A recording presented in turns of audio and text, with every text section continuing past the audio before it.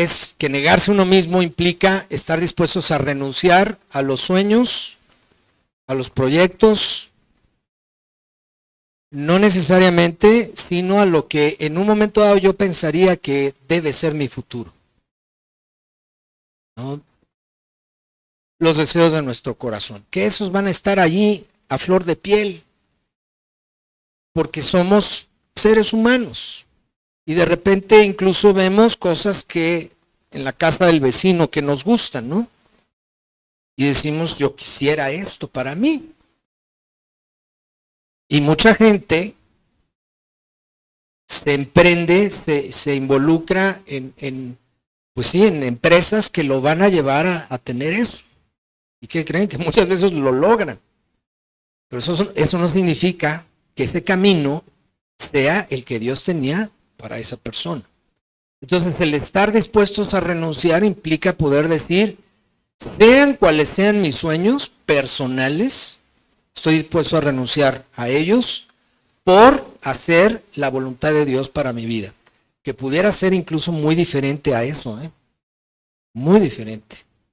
Yo recuerdo en mi época de juventud, adolescencia, pues yo tenía ciertos proyectos, a lo mejor algunos de ellos muy humanistas o muy materialistas, precisamente por el ejemplo que yo había visto toda mi vida en el ámbito escolar. Dios puso en el corazón de mis padres ponernos a mis hermanos y a mí en una escuela donde había alto nivel de competitividad, donde había gente de otros países, donde había gente un poco de todo tipo de clases sociales, pero mayormente de clases sociales pues muy materialistas, y entonces eso, quieraslo, no va formando en ti un proyecto, un ejemplo. Y llegó el momento en que mi ejemplo era para ir para allá. Y un día Dios puso en mi corazón que no era así. Incluso se los puedo decir, fue en un evento de jóvenes. Incluso me acuerdo, fue allá en Peruanos. El pastor Pablo le pidió a unos hermanos que vinieran a darnos algunas conferencias. Y unos de ellos eran profetas incluso. Y en una clase de jóvenes, me acuerdo un sábado por la tarde, ese día fuimos pocos jóvenes, no más de 15, 20, y el hermano nos pidió que nos pusiéramos en un círculo para estar más cerca, porque pues aquí no podríamos poner un círculo por la cantidad de jóvenes que son el día de hoy.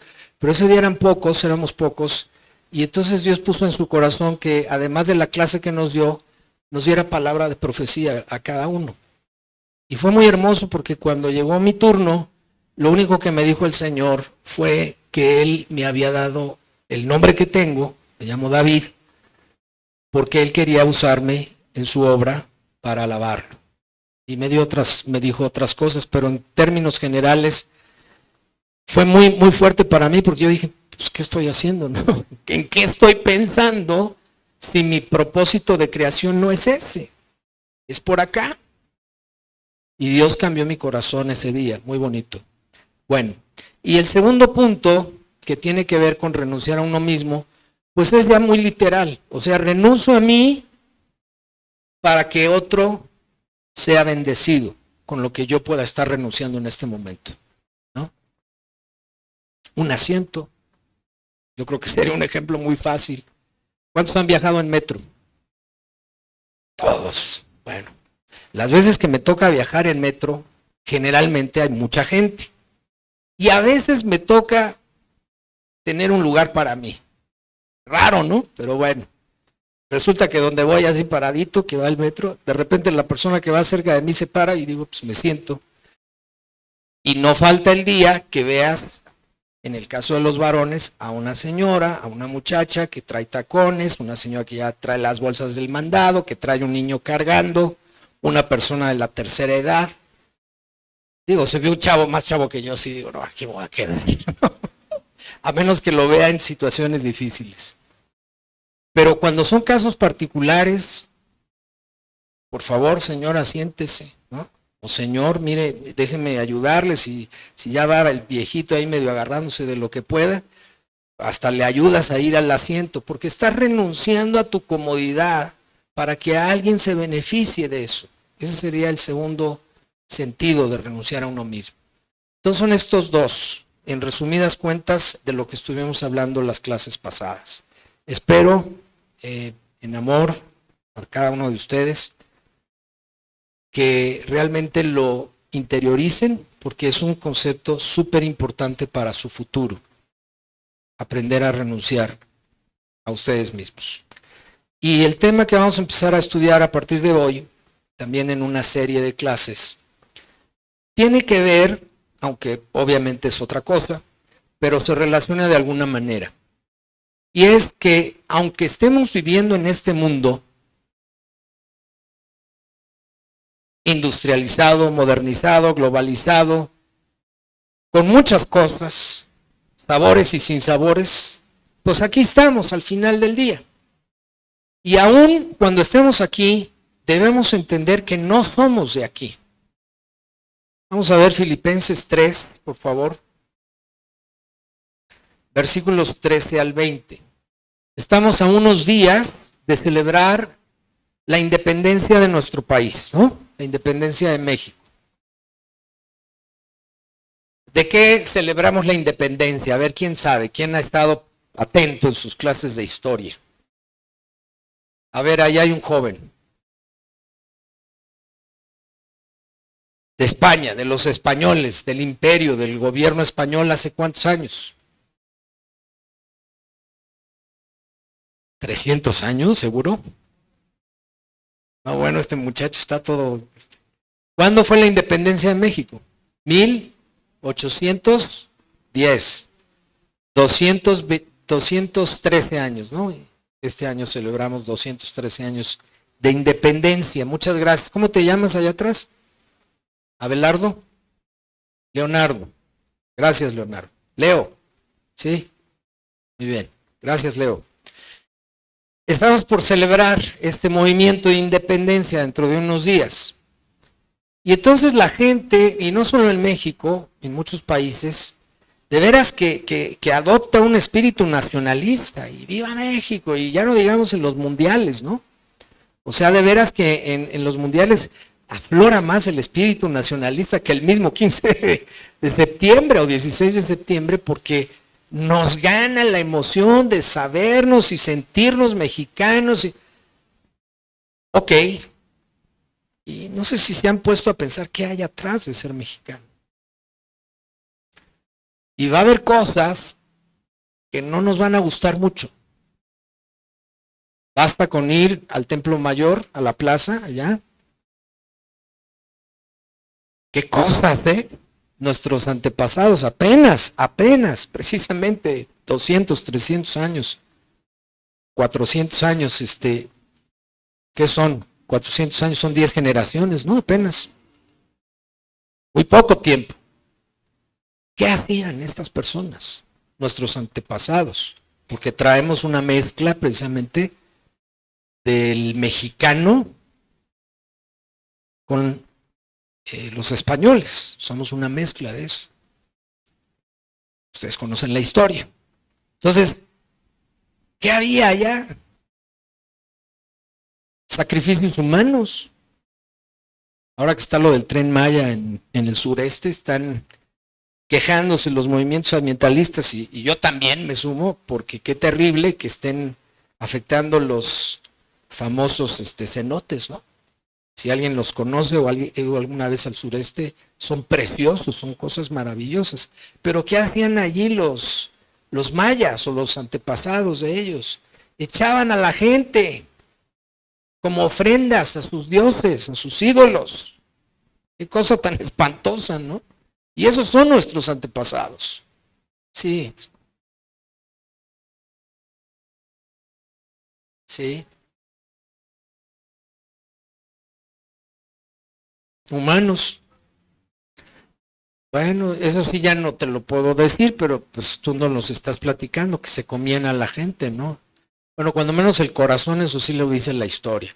Los sacerdotes paganos ahí que hacían cosas terribles, le sacaban el corazón a sus víctimas y les daban una mordida. No sé si una mordida o se lo comían todo, ¿no? Pero qué cosas, ¿no? Entonces cuando piensas en eso, dices, híjole, no sé si estoy tan orgulloso de ser mexicano, ¿no? Y miren, de la nacionalidad que sea. Vamos a ver qué dice Filipenses 3:13. Hermanos, yo mismo no pretendo haberlo ya alcanzado, es el apóstol Pablo hablando, pero una cosa hago, olvidando ciertamente lo que queda atrás y extendiéndome a lo que está adelante, prosigo a la meta, al premio del supremo llamamiento de Dios en Cristo Jesús. Así que, todos los que somos perfectos, esto mismo sintamos, y si otra cosa sentís, esto también os lo revelará Dios. Pero en aquello a que hemos llegado, sigamos una misma regla, sintamos una misma cosa.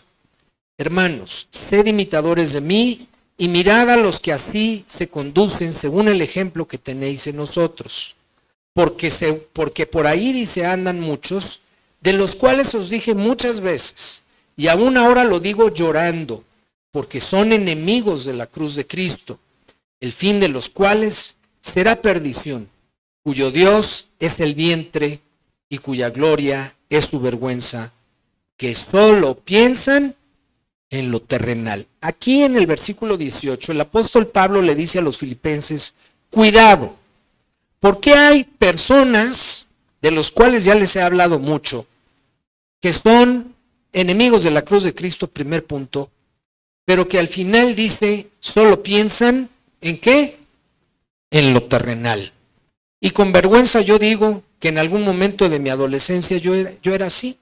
Yo decía, no, pues lo que voy a hacer en mi vida y mi formación académica y mi formación profesional está encaminada a que yo logre estos y estos y estos y estos objetivos terrenales.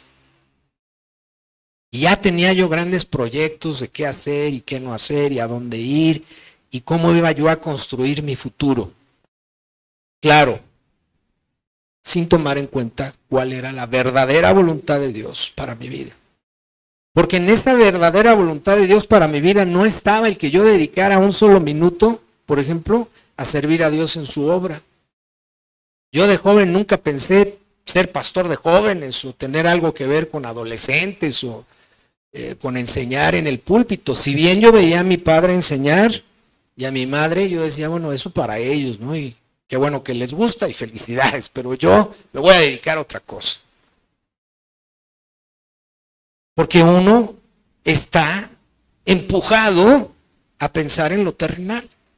Y miren, esta generación de jóvenes, voltéense a ver, así vean al de adelante, al de atrás, memorícense sus caras, ¿verdad?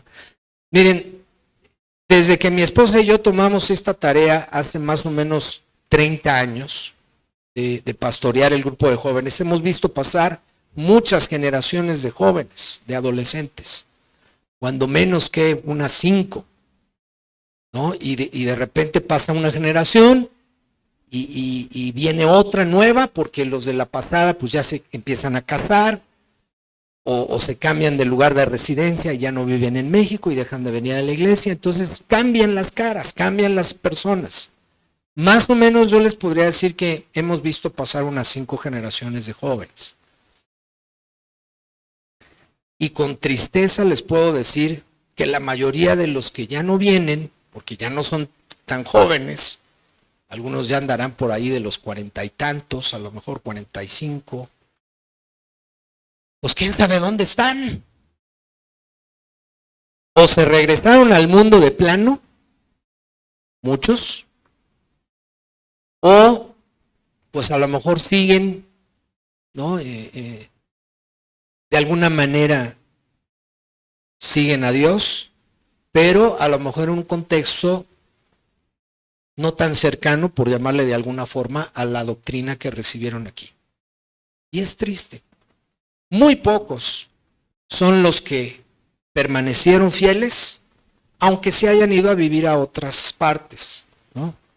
Tenemos hermanos y hermanas en Cristo que fueron jóvenes, que hoy viven en otras ciudades o en otros países incluso, y tenemos comunicación con ellos, de alguna manera, y sabemos que son fieles al Señor, y es mucho gozo, pero el gran volumen, quién sabe dónde están. Y muchos incluso se fueron enojados, se fueron en rebeldía algunos. Y es triste, ¿Por qué? Pues porque cuando se les dijo, no pienses en lo terrenal, no vivas en lo terrenal, no actúes conforme a lo terrenal, a muchos no les gustó y decidieron tomar otro camino. Dice el versículo 20, mas nuestra ciudadanía, nuestra nacionalidad, por llamarle de alguna forma, está en donde, dice aquí el apóstol, en los cielos, de donde también esperamos al Salvador, al Señor Jesucristo. Nos identificamos con Cristo, nuestro Salvador, nuestro Señor. Señor quiere decir nuestro amo, nuestro rey, el que nos manda, al que le rendimos cuentas, eso es un Señor. Yo me identifico con Él porque Él es del cielo, no es terrenal. Jesucristo nos dice, deshazte de lo terrenal, quitad pues lo terrenal de entre vosotros. Luego en el pasaje hay una lista larga de todo lo que es lo terrenal, que no voy a entrar en eso ahorita. Pero la ciudadanía que tenemos o que deberíamos tener no es de aquí, muchachos. Por lo tanto, lo que nos debe motivar, empujar a hacer una u otra cosa, no debe ser lo terrenal. Enriquecerse, por ejemplo. Dice la palabra de Dios que raíz de todos los males es el amor al dinero. Y como dice un dicho muy mexicano, con dinero baila el perro. Y como queremos que baile el perro, pues entonces nos interesamos en el dinero. Salió a verso, ¿verdad?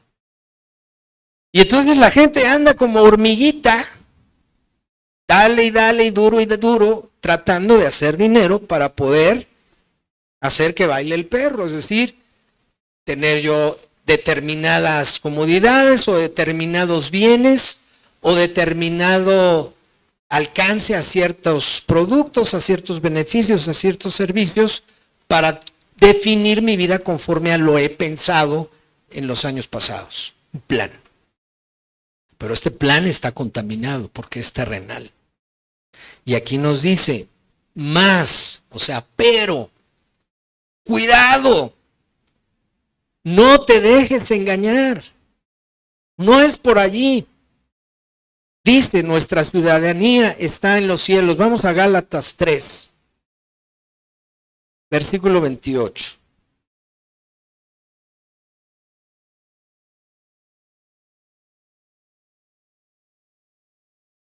¿Con quién debemos estar identificados? ¿Con quién debemos estar ligados? ¿Con el mundo?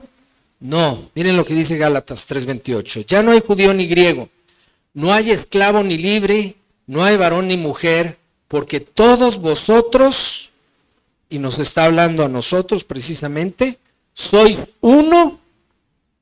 ¿En quién? En Cristo Jesús. Nuestra unidad no es por la bandera o los colores de una bandera de un país. Respetamos el país y la nación en donde Dios nos permitió nacer, sí, claro que sí, y nos sabemos el himno nacional y todo bien ordenadito, ¿verdad? Y Miriam a los niños, a ver, vamos a cantar el himno, niños. No cantes tonterías, niño, canta bien, ¿verdad? Y lo respetamos. Y tenemos nuestra INE, los que ya cumplieron 18 años, por cierto, acabo de ir a recoger la mía, que me cambié de domicilio, entonces hay que actualizar, sirva de comercial del INE, ¿verdad? Actualicen su credencial de lector los que lo tengan que hacer, o váyanla a sacar. Tenemos que cumplir con nuestros deberes ciudadanos. Por ejemplo, ahora que se acercan las elecciones del 2024, tenemos que ir a votar, etcétera. O sea, son un montón de responsabilidades ciudadanas y tenemos que hacerlo. Y rendirle honores a la bandera y al himno nacional y a los héroes que le dieron patria a México. Sí, todo eso está bien. Pero somos uno en quién? Cristo. Cuando el Señor nos permitió a mi esposa y a mí vivir en otro país por cuestiones de estudio, cuando nos casamos, Dios nos llevó a una iglesia ahí en el centro de París. No era una zona muy bonita, pero finalmente Dios nos llevó ahí. había que ir con cuidado y a buenas horas y bueno.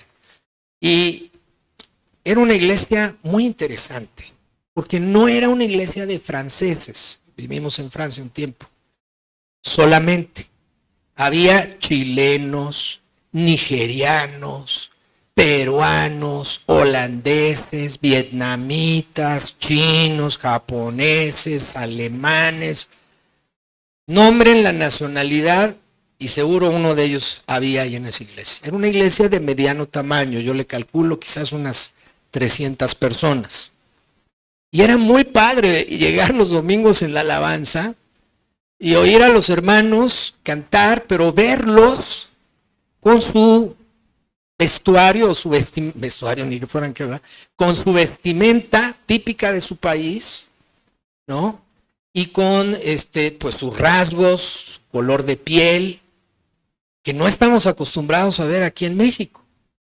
Y algunos incluso se sabían algunos de los cantos que se entonaban, pero en su propio idioma, porque muchos de ellos venían de paso por Francia, por París, y entonces de repente pues algunos no hablaban muy bien el francés y entonces hablaban o cantaban en su propio idioma. Era una cosa espectacular, muy bonito. Y yo le decía a mi esposa cada domingo, le decía, así va a ser en el cielo, mi amor. Padrísimo, porque pues todas las naciones, siendo uno en Cristo. Y era tan hermoso que al final de los cultos, sin que los conocieras, ni hubieras firmado contratos de nada con ellos, llegaban y te abrazaban y te decían, hermano, qué bueno verlo, el Señor le bendiga, y se presentaban si no nos conocían, y yo me llamo fulano tal o fulano de tal y vengo de tal país. Hermoso. Mi esposa pudo lograr una amistad muy profunda con una agregada diplomática de Nigeria, que era una alta funcionaria en la embajada de Nigeria en Francia, y que era cristiana, era temerosa de Dios, y nos platicó unas historias terribles de persecución en África, de cómo se persigue a los cristianos, y aprende uno mucho. Y amaba muchísimo a nuestra hija Estefanía. Y no saben, o sea, se deshacía por Estefanía. Nos quería mucho. Llegó a ir a la casa, allá donde vivíamos, y estuvimos allí tiempos muy hermosos de comunión y bueno, muy bonito. Y luego conocimos unos chilenos, los chilenos muy chistosos, o peruanos, ya no me acuerdo. Ya ven que los niños en México los rapan a cierta edad cuando son bebés. No a todos, pero bueno, es una costumbre, cuando menos era una costumbre, no sé si todavía se haga.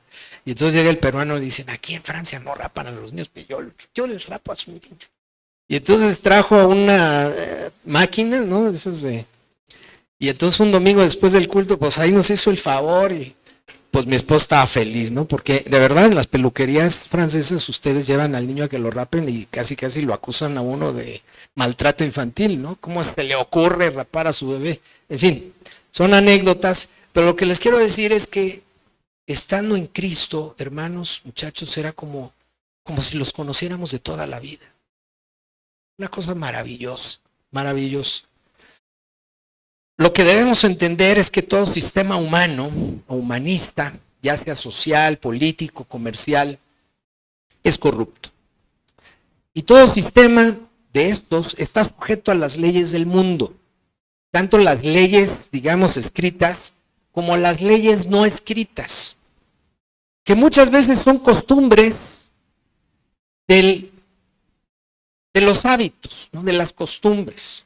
El otro día yo venía manejando y oyendo las noticias y me sorprendió muchísimo que en algunas comunidades de México la policía y la ley es propia de la comunidad y el gobierno federal está de acuerdo con eso. Yo estaba de a 6 y dije, caray, ¿a poco eso existe? Pues, ¿qué creen que sí? No les traigo ejemplos, pero existe. Si quieren alguien puede investigar y ya nos platicará después. Muy interesante, ¿no? O sea, las leyes, hermanos, muchachos, finalmente los dicta el ser humano. Y muchas veces esas leyes, esas normas, esos reglamentos van a estar hechos para favorecer a lo mejor a unos cuantos. ¿No se les hace extraño, interesante a lo mejor, que cada gobierno que llega quiere poner sus leyes? Pues, ¿qué pasó con la del sexenio anterior? O la del sistema anterior no era la mejor y ahora me dicen que la mejor es esta. ¿Quién dice que es lo mejor? ¿Y saben por qué? Porque el hombre es corrupto. El tema, el problema grave que hay ahorita con lo de los libros de texto. Porque algunas personas dicen, no, es que el contenido no es adecuado. Y otros dicen que sí. Y no voy a debatir sobre esto, simplemente estoy poniendo sobre la mesa que hay diferencia de opiniones, aún en cuanto a eso, porque finalmente un libro de texto va a ser el trampolín, y ahí está la maestra que me diga si estoy mintiendo o no, para que dentro de 10, 15, 20 años ese niño o esa niña forme y forje un modelo de pensamiento. ¿Verdad? Bien. Y entonces hoy se están debatiendo y se están peleando para saber si es el modelo correcto o no. E insisto, no lo voy a calificar, yo reservaré mi opinión, pero lo que quiero poner, insisto, sobre la mesa es esta diferencia de opiniones que lleva incluso a gobernar pueblos y países. Porque la educación de un pueblo tiene que ver con su gobierno, a fuerzas. El sistema del mundo es como un barco en el mar, que a veces va para acá por las olas y a veces va para allá. Y luego otra vez para acá y después otra vez para allá. No hay estabilidad, porque la única estabilidad, dice la palabra de Dios, piedra viva, fundamento, cimiento estable. ¿Quién es? Cristo. Nada más. Y aquí dice que nuestra ciudadanía, gloria al Señor, no es de este sistema corrupto ni corruptible, es del sistema, por llamarle, del modelo celestial, cimiento estable, piedra preciosa angular. Y de ahí nada nos va a mover. Por eso nos conviene ser de esa ciudadanía. Amén. 1 Pedro 2, versículos 9 al 12.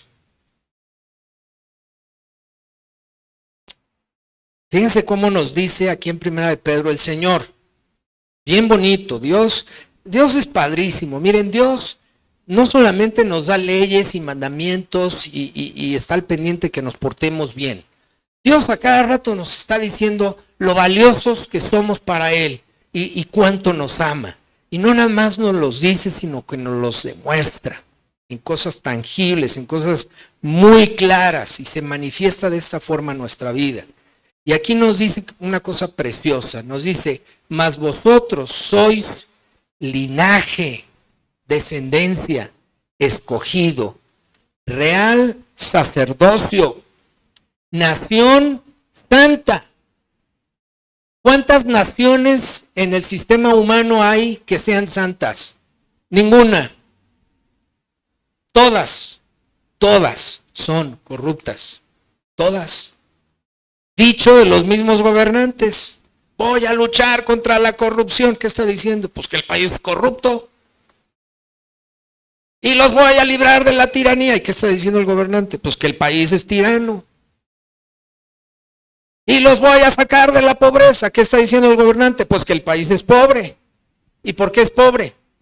Por el pecado y por la corrupción. En todos los ámbitos, En todos los ámbitos. Se le ataca mucho al sistema de gobierno porque se dice, no, pues es que en las licitaciones y en los concursos los funcionarios públicos le entran, ¿no?, al dinero y piden donativos o gratificaciones. Mira, yo te doy este contrato, pero le caes, ¿no? ¿Qué creen? Que en la iniciativa privada es exactamente lo mismo, cuando menos en México, no sé en otros países. Discúlpenme la expresión, es asqueroso. Se supone, por ejemplo, que una empresa va a contratar a sus proveedores por precio, por calidad de servicios. ¿Qué más les gusta? Por cumplidos, tienen un historial de cumplimiento. ¿Qué más? Presencia a nivel nacional, ¿no? Si es una empresa de servicios. Mano de obra calificada, profesionales calificados. Entonces te acercas a esa empresa y dices, ¿dónde firmo? Te contrato, vente. No, No, contratan empresas, Patito, pero resulta que es primo de no sé quién y que, no, bueno. Y entonces las empresas en México contratan proveedores, chafas, por esos compadrazgos y amiguismos y lana que se pasa por debajo de la mesa, aunque no sea gobierno, y entonces México está como está. ¿Se fijan? Y es bien triste, porque en México hay gente muy inteligente. A ver, que levanten la mano los inteligentes. Estos, así bien seguros de sí mismos. Ay, qué bien me hicieron sentir. Qué triste, ¿no? Que no se aproveche esa mano de obra, esos cerebros, por qué no decirlo. Y se cometan tantas tonterías, tantos errores e injusticias a la hora de contratar personal o contratar empresas. Pero bueno, por eso, muchachos, aquí nos dice que somos nación santa. Porque traemos aureolas, alitas de ángeles y volamos 30 centímetros arriba del piso. No, porque hemos sido comprados y lavados por la sangre de Cristo. Y eso nos hace ser santos y apartados delante de Dios.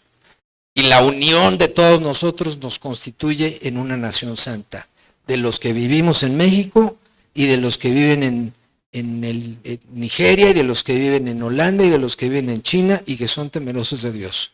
Constituimos una nación que es santa para Dios. Pueblo adquirido por Dios, le llama aquí en 1 Pedro 2. ¿Cómo fuimos adquiridos? Adquirido quiere decir comprado. ¿Cuál fue el precio que se pagó por nosotros? La sangre de Cristo Jesús, el sacrificio de Cristo Jesús en la cruz. Y nos debemos sentir orgullosos en el buen sentido de la palabra de saber que se pagó un precio altísimo para que nosotros fuéramos parte de esta nación, que es santa y que no tiene vigencia, pues es eterna. Las naciones de este mundo tienen vigencia. ¿Tienen fecha de expiración? Pregúntenle al Imperio Romano. ¿Existe como imperio? No. ¿Hay césares todavía? No. Son presidentes que además son bien corruptos, ¿no? El famoso Berlusconi, que ya lo metieron a la cárcel y que, bueno, olvídense. Puras tranzas, porque las naciones humanas son corruptas y se acaban. ¿Cuántos años lleva de existencia la nación más poderosa del mundo hasta ahorita todavía, que es los Estados Unidos? ¿Cuándo fue su fecha de independencia, de nacimiento como nación?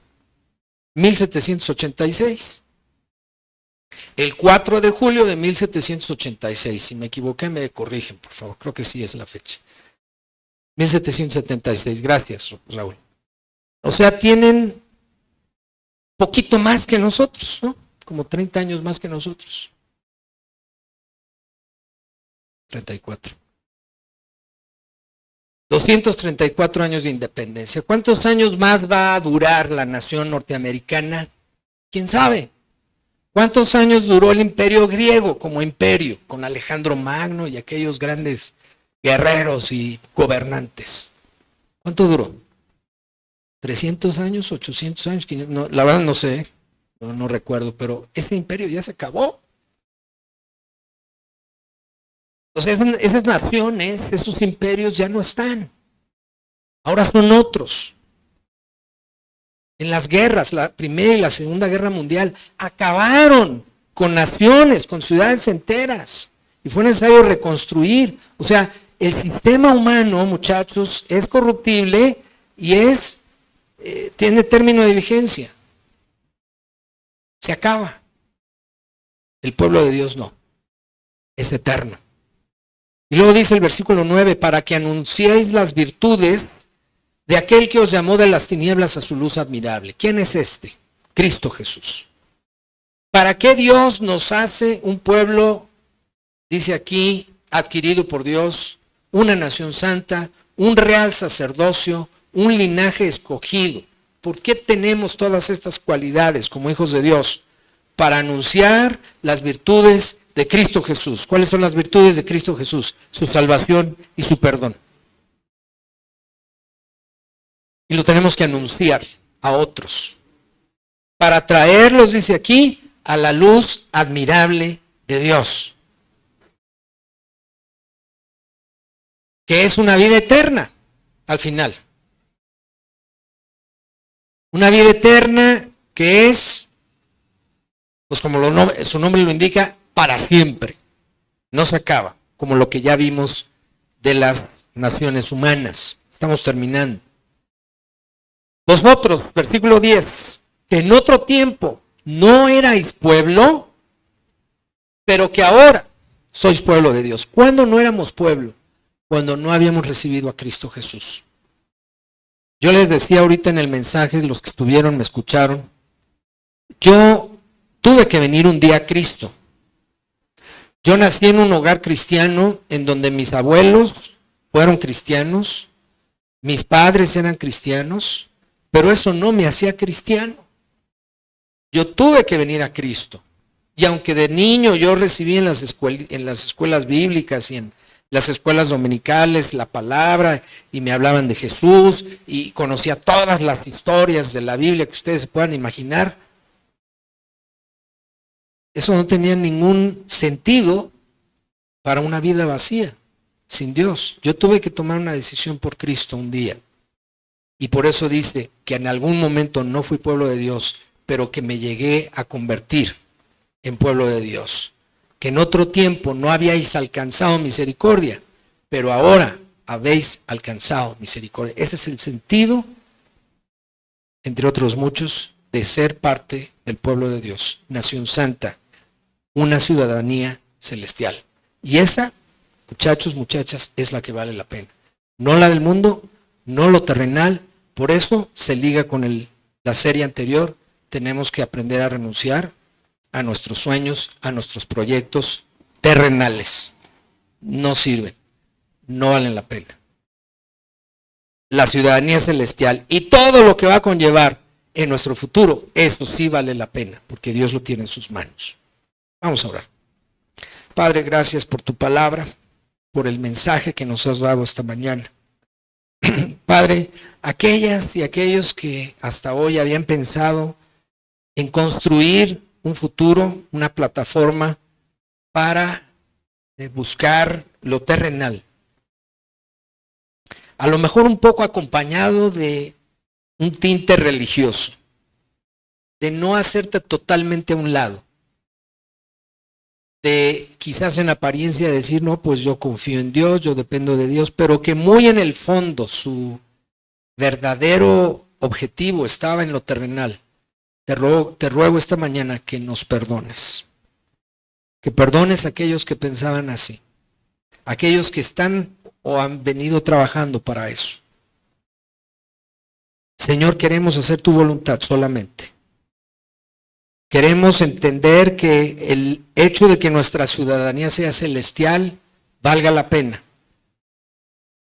Y no nos involucremos en una identidad humana, humanista, terrenal, que es corruptible, que se acaba, que nos va a fallar también incluso. Tú nunca nos vas a fallar. Gracias por esta ciudadanía celestial que nos das a través de Cristo. Porque es santa, es eterna, no falla, no es corrupta. Gracias, porque nos has hecho pueblo tuyo, pueblo santo, pueblo adquirido por el sacrificio y la sangre preciosa de Jesús. No de nosotros, no de nuestros esfuerzos ni de lo que podamos hacer, sino por tu misericordia. Gracias, en el nombre de Jesús te damos. Amén. Dios les bendice. Nos vemos el próximo domingo, si Dios quiere, a la misma hora y en el mismo salón de clases.